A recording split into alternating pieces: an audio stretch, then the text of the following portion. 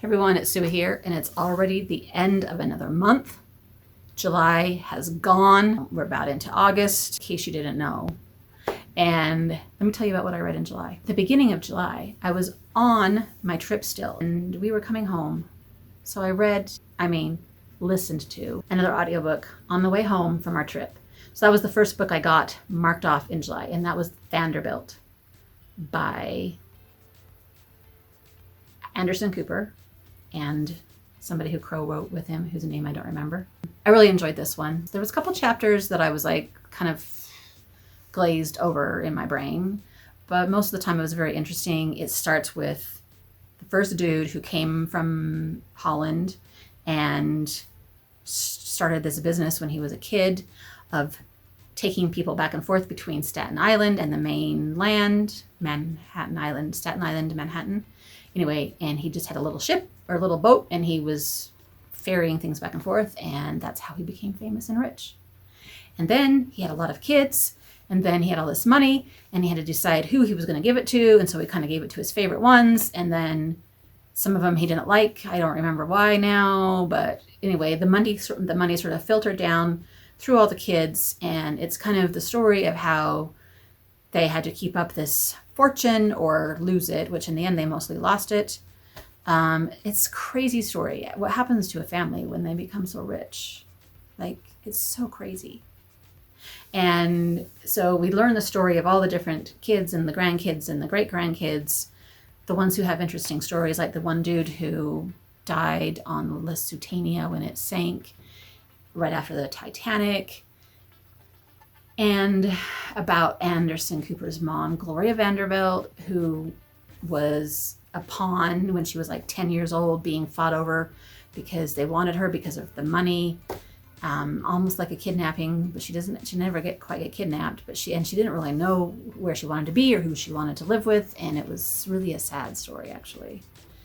But it was interesting. I would love to know more about Gloria Vanderbilt. Her pants are the only pants I wear. They're the only things that fit me, and I really love those pants. So I would love to know more about her and more about her story behind her fashion stuff. I guess in the 60s or 70s, probably the 70s, she started doing this fashion thing, and they were considered designer jeans, but now I think they're considered to be more mom jeans, not designer jeans, because I don't wear designer jeans. But so every chapter was kind of a different line of kids or story, and I had to go and look up some pictures because he talked so much about all the parties they would have and the weddings, and I knew that there would be pictures, and there are, and those people are beautiful people. That they had that going for them too. Anyway, it's really interesting. Okay, enough about that. What else did I read? I read The Measure. By Nikki Ehrlich, which I found in a little free library when we were in Oregon, and then started reading it there and finished it when we got home. I think most people know that this is an interesting premise about one day everybody wakes up, but they have a box on their porch. Inside the box is a string, and the string indicates how long their life is going to be. And so then it just is talking about following the stories of like 8 different people and how they all deal with it and what happens to them. It's really good. I finished this nonfiction called The Little Free Library Book. It's really awesome, beautiful hardback book that it just tells you the story of Little Free Libraries and tells a lot of people's stories of their Little Free Libraries, shows you tons of pictures of them all around the world, where they've got started, experiences people have had, some fun things you can do to promote your Little Free Library, and really great ideas. It's got some plans in the back for building one. Yeah. So anyway, I did actually read through this thing, finished it this month, and still have hopes to start my own Little Free Library, although we are moving very, very slowly on that project because mostly it's too hot outside to do anything. If you go outside, I know there are other places that are hotter than here, but regardless, it is hot enough that if you go outside, you'll die. So we haven't really haven't been working on anything like that. So I don't know what will happen.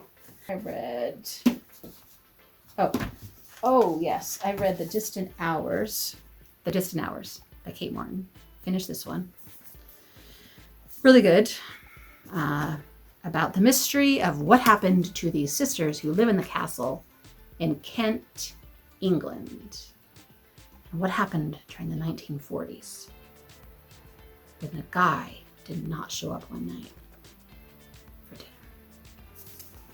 Then I read The Unwedding by Ali Condi. This is our local author who we love and adore with all our heart. We went to her book signing the other day. I mean, her book launch for this the other day, and that was the same day. That was the same day that she announced that she was going to be Reese Witherspoon's Book of the Month for June. So then she's getting tons of publicity about this. So I'm pretty sure you've all heard of this one. And this is her first adult novel, and it is a mystery. When the character goes to a resort off the coast of California, and there's supposed to be a wedding there. But the wedding doesn't happen because the groom is killed. And then there's a mudslide.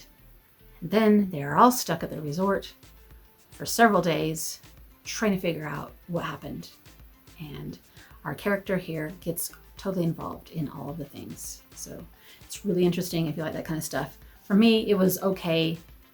Still not my favorite, this kind of story where it's just walking around trying to find clues and who done it. I just don't get into that as much as some other people, I guess. So was that everything? Yes, that was 5 books, right? 5 books for July. And then yesterday I started on my Kindle, Demon Copperhead, which I have got a good start in, about 1/4 of the way through. So that will be the first book I read for August. And I'm so happy to finally have read this one, but it is hard reading as far as like the content. It's kind of heart-wrenching. So I am scared that it's not going to be a good happy ending. I need some happy ending books lately, but we'll see, I guess. It's one of the best books. Everybody loved this one last year, and it's on the New York Times list and blah, blah, blah. So I'm glad to be in the know finally with what this book is all about. So what else am I going to read in August? I don't know. The Unwedding is our August book for book club. So I already have that one down. So I don't know. So it'll be a surprise for both you and me. I will keep maybe trying to work on some big books for Big Book Summer. But I do feel like I'm going to have something a little more fluffy and light to cleanse my palette, especially after Demon Copperhead and some of these others. So maybe something a little light. But other than that, I don't really have anything particularly planned. So that is my wrap up and TBR. Yes, what a great TBR video that was for you. It's going to be a mood month, I guess, which is good, right? I just really hope it starts getting cool. But I think we have to survive one more month of heat, and then maybe it will start getting cool. And then I feel like I can handle things so much better, including booktubing. I'm going to end so that I can edit this and get it up this week. Until next time, happy reading. Bye.